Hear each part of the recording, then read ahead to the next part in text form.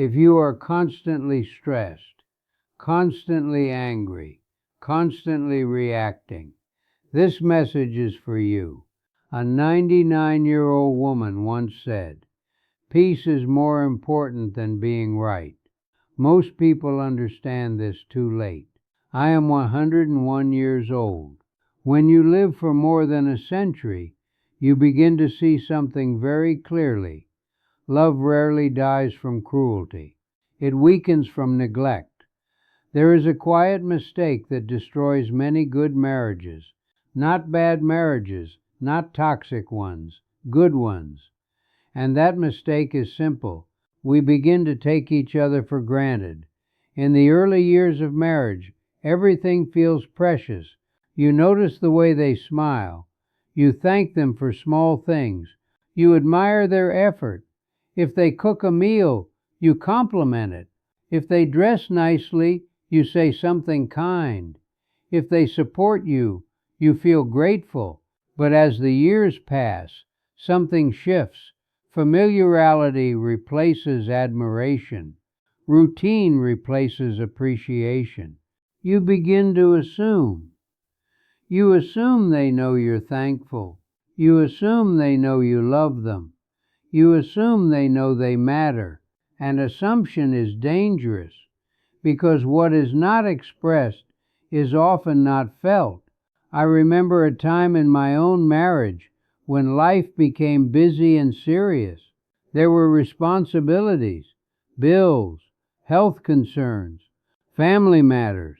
We were partners in survival, but we had quietly stopped being partners in appreciation. She would wake up early and prepare breakfast. I would eat and rush out the door. No thank you, no pause, not because I didn't value her, but because I had grown used to her kindness, used to her presence, used to her love. And when something becomes constant, we stop seeing it as a gift. That is the beginning of the weakening. No one complains at first. The person who feels unappreciated does not shout. They simply notice. They notice the silence after their effort. They notice the lack of acknowledgement. And slowly something inside them softens, then hardens, because appreciation is not a luxury in marriage. It is nourishment. Without appreciation, love feels ordinary. And when love feels ordinary, it stops feeling special. The tragedy of taking someone for granted is that it happens gradually. You don't wake up one morning and decide to stop caring. You simply stop expressing it. You stop noticing the little sacrifices, the way they listen, the way they wait for you, the way they stay loyal. You begin focusing on what they don't do instead of what they quietly do every single day. I have seen couples married for 40, 50, even 60 years. From the outside they look stable, but inside one partner feels invisible. They feel like a background character in their own marriage, not because they are unloved, but because they are unacknowledged. There is a deep pain in feeling unseen. When appreciation fades, effort fades with it. Why? Because the heart grows tired of giving without recognition. Even the strongest love needs affirmation. Even the most patient person needs to feel valued. In my 101 years, I have learned something simple. What you appreciate, you protect. What you ignore, you slowly lose. Many people believe love is proven through big sacrifices, but marriage survives through small gratitude. A gentle thank you, a warm, "I'm proud of you," a simple, "I couldn't do this without you." These words may seem small, but they create emotional security. Without them, doubt quietly grows. Doubt asks dangerous questions. Do I still matter? Am I still desired? Am I just expected now? When someone begins asking these questions silently, distance is not far behind. The most painful part is this: the partner who takes the other for granted often has no idea it's happening. They believe everything is fine. There are no loud arguments, no dramatic conflicts, just a subtle cooling of warmth. I remember the moment I realized my mistake. One evening I thanked my wife for something very ordinary. She looked at me almost surprised, and she said softly, "You used to say that more." That sentence stayed with me. It wasn't anger, it was longing. She missed being seen, and I had been blind to it. Not intentionally, but carelessly. When you have something for many years, you stop fearing its loss. And when you stop fearing loss, you sometimes stop nurturing. But time does not guarantee permanence. At 101, I can tell you nothing is guaranteed. Not health, not tomorrow, not even the person sleeping beside you. The greatest mistake in good marriages is comfort without gratitude. Comfort is beautiful, but without appreciation, it becomes complacency. Complacency slowly erodes intimacy. You stop complimenting their appearance. You stop acknowledging their patience. You stop celebrating their strengths. And what once felt extraordinary becomes treated as ordinary. But people do not want to feel ordinary in love. They want to feel chosen, chosen daily, not just once at the wedding altar. If you are married, ask yourself gently, when was the last time I expressed sincere appreciation? Not routine politeness, not automatic responses, but heartfelt gratitude. When was the last time you looked at your partner and truly saw them? The lines on their face, the effort in their actions, the loyalty in their presence. At 101, I look back and realize something powerful. The happiest years of my marriage were not the easiest ones. They were the years when we openly appreciated each other, when we said thank you for small things, when we noticed, when we expressed, because appreciation keeps love alive.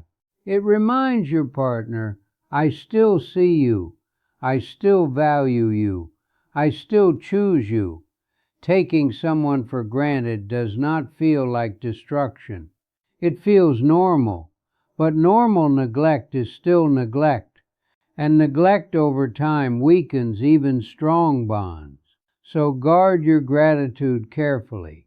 Speak it, show it, repeat it, because one day, if you are blessed to reach my age, you will understand this deeply. You never regret appreciating too much, but you may deeply regret appreciating too little. And that quiet regret is far heavier than pride. I am 101 years old, and if there is one thing I have learned about marriage over a lifetime, it is this: silence can look like peace, but it is not always peace. Sometimes it is avoidance. Many couples believe that love is protected by staying calm, by not arguing, by keeping difficult thoughts to themselves. They think, why bring this up? It will only cause tension. So they swallow the words. They postpone the conversation. They tell themselves, it's not important. But what is buried does not disappear. It settles, and over time it hardens. In the early years of marriage, people talk about everything: dreams, fears, expectations. But as life becomes heavier, children, work, health, responsibilities, conversations become practical: bills, schedules, appointments. You discuss logistics, but you stop discussing emotions. And that is where distance begins. I remember a time when I was frustrated about something small. It was not a big issue, just a repeated behavior that bothered me. Instead of speaking gently about it, I kept quiet. I told myself, it's not worth the argument. But the feeling did not leave. It returned the next week, then again, and each time I stayed silent, not because I was calm, but because I wanted to avoid discomfort. Avoiding difficult conversations feels mature. It feels controlled. But sometimes it is fear. Fear of conflict. Fear of being misunderstood. Fear of hurting the other person. And so we choose silence. But silence has a hidden cost. When you avoid speaking about what hurts, your partner never gets the chance to understand you. And when you never feel understood, you begin to feel alone. Loneliness in marriage does not begin with betrayal. It begins with unspoken disappointment. A small wound ignored becomes a quiet scar. Over time, those scars accumulate, and what could have been resolved with one honest conversation becomes years of quiet resentment. I have seen couples married for decades who no longer argue. People admire them. They must be so happy, others say. But sometimes they are not arguing because they stopped trying. They stopped believing it would change anything. They stopped hoping to be heard. And that kind of silence is dangerous. Difficult conversations are not signs of a broken marriage. They are signs of care. When you are willing to risk discomfort, it means the relationship matters. It means you want understanding. It means you want connection. But when you avoid those conversations, something subtle shifts. You begin editing yourself. You say less. You feel less safe expressing your true thoughts.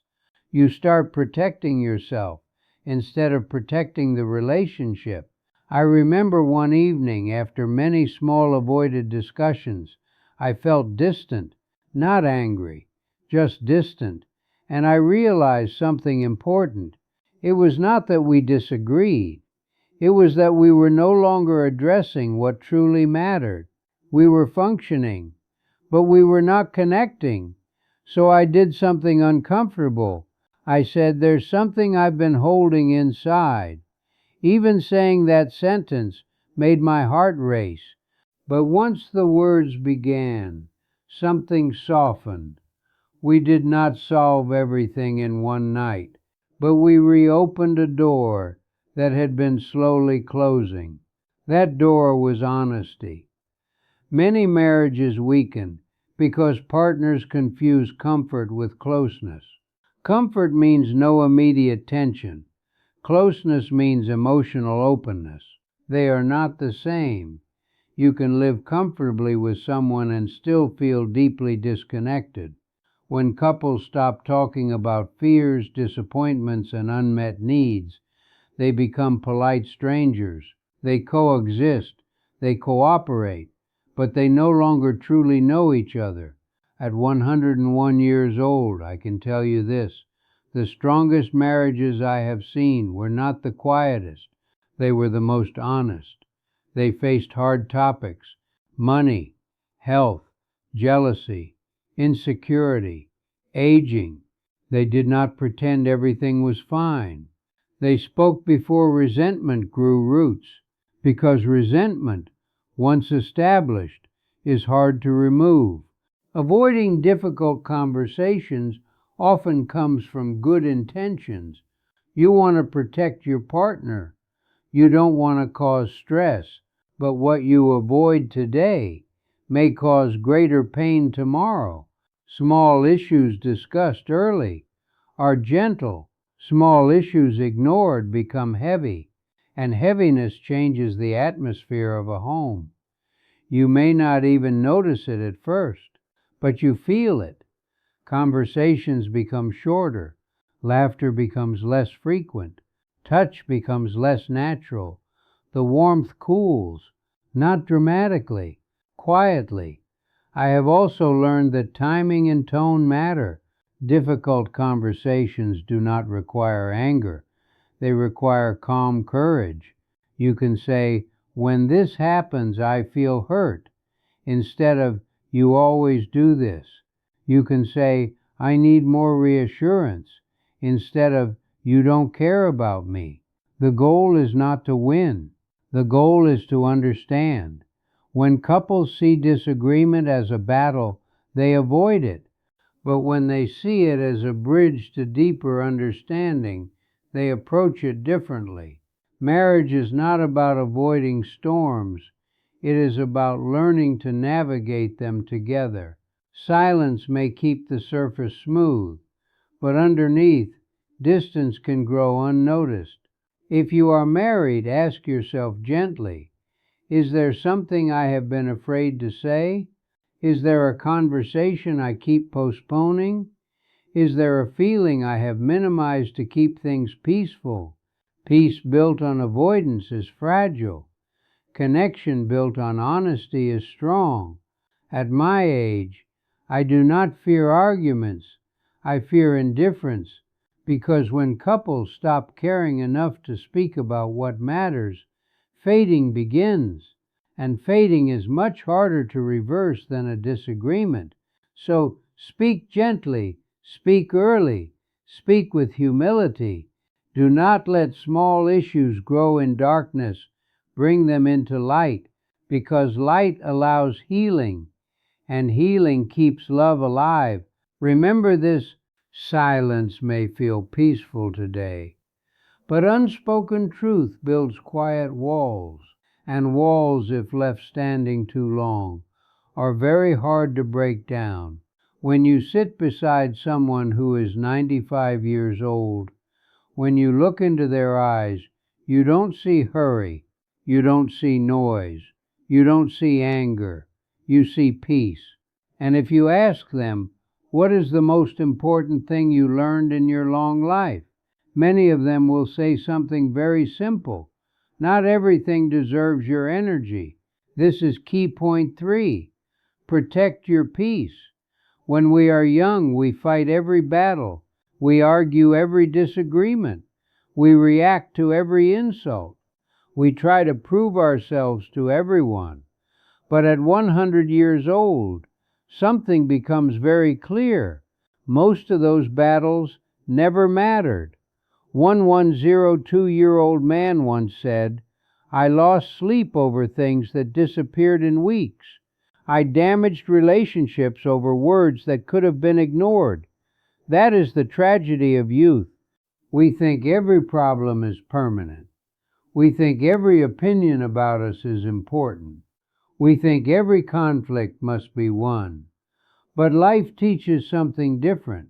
You don't have to attend every argument you're invited to. A 98-year-old woman said something powerful. "I stopped explaining myself to people who were committed to misunderstanding me." Read that again. Peace does not come from winning arguments. Peace comes from choosing silence when noise is useless. When someone criticizes you unfairly. When someone tries to pull you into drama. When someone spreads negativity. Ask yourself, will this matter in 5 years? If the answer is no, it does not deserve your energy today. Energy is limited. Even when you're young at 25, you feel strong. At 40, you feel capable. At 60, you feel reflective. At 90, you feel the truth. Energy is the most valuable currency of life. Not money, not status, not fame. Energy. Where you place your attention becomes your experience. If you focus on anger, you live in anger. If you focus on jealousy, you live in comparison. If you focus on peace, you live in calm. 101-year-old grandmother said, "I wasted years being upset about people who didn't think about me at all." That sentence alone can change your life. Silence is power. As we age, we talk less. not because we have nothing to say, but because we understand that silence is powerful. You don't need to respond to everything. Not every message needs a reply. Not every opinion needs correction. Not every misunderstanding needs clarification. Sometimes the most powerful response is calm indifference, because protecting your peace is protecting your health. Stress is silent damage. At 90, the body reveals what the mind endured. Chronic anger becomes illness. Constant stress becomes weakness. Unforgiven resentment becomes heaviness. Peace is not just emotional, it is physical survival. Let go of the need to be right 1100. Year-old retired teacher once said, "I would rather be happy than be right." Think about how many relationships break because two people refuse to bend. Pride destroys more love than mistakes ever could. When you are old, you don't remember the arguments you won. You remember the people you lost. And suddenly, being right feels small. Protect your peace by choosing connection over ego. Distance is not hate, it is self-respect. Another powerful truth from the elderly: you are allowed to walk away, not with anger, not with revenge, but with calm distance. Some environments are loud, some people are toxic, some circles drain your spirit. At 95, people become selective, not bitter, selective. They protect their remaining years like gold. But here is the secret: you don't have to wait until 95 to start doing that. If someone consistently disturbs your peace, you don't need drama. You need boundaries. Small joys become big priorities when you protect your peace. Something beautiful happens. You begin to notice simple things: morning sunlight, tea in silence, a slow walk, a sincere conversation. At 103, a man said, "The happiest moments of my life were quiet ones." Peace allows you to feel life. Noise distracts you from it. When your mind is not constantly reacting, you finally begin to experience. Forgiveness is freedom. Holding anger feels powerful at first, but it is heavy, very heavy. One 97-year-old woman admitted, "The day I forgave my brother was the day I slept peacefully again." Forgiveness is not saying what happened was okay. It is saying you refuse to carry it any longer. Resentment keeps you emotionally attached to pain. Peace requires release, and release requires courage. You teach people how to treat you. If you react strongly to everything, people will continue testing you. If you remain calm and firm, people adjust. Your peace becomes your standard. The elderly understand something deeply. You cannot control others, but you can control your response. And sometimes the strongest response is a calm withdrawal.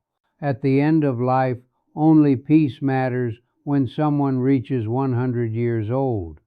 They don't wish for more arguments. They don't wish they had stressed more.